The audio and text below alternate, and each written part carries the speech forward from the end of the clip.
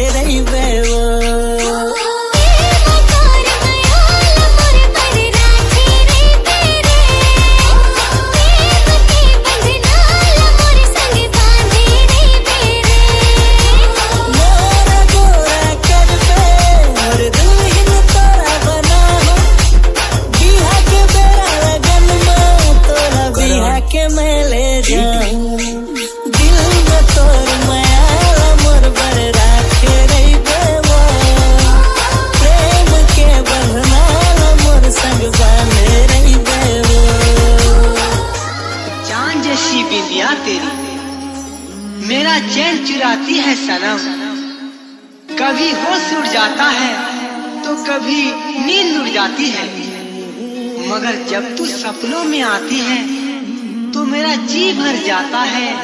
हाय हाय हाय तेरी कसम।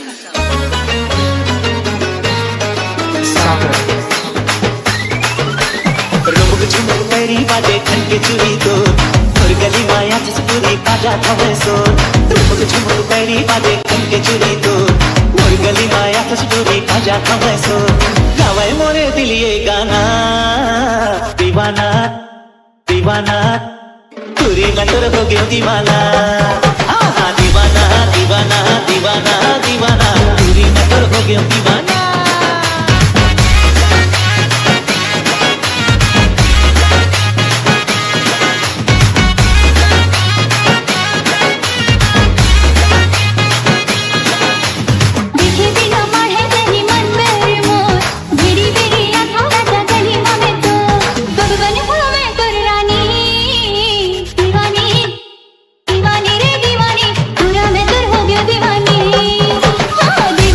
दीवानी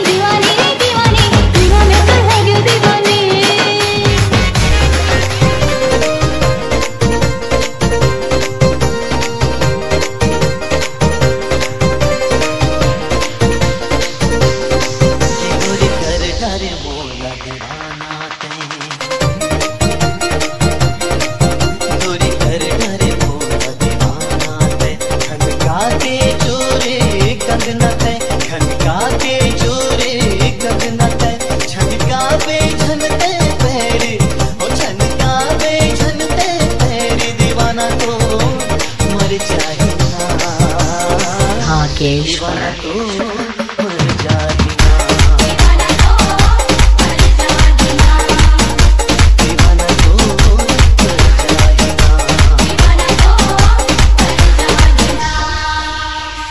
संग कर डारे मोला दीवानी ते, संग कर डारे मोला दीवानी ते।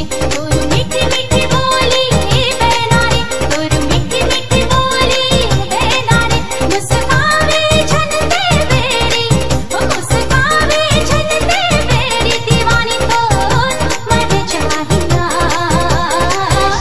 दीवानी तो मर जाए ना, दीवानी तो मर जाए रे, दीवानी तो मर जाए ना, दीवानी तो मर जाए रे।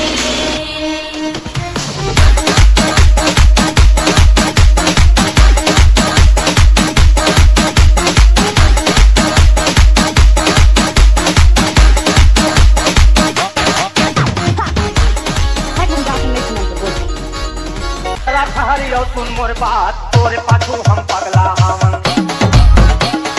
बात को छर दो तो है बात, बोले बोला दया लागे।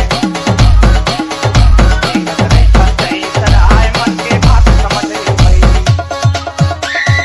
फूले देव तोर होठ लगोई, फूले फूले तोर सुनो गाल, नैना ले दारू छलकाए। पागल मन हो के बेईमान, तोर हक ना लागे पूरी।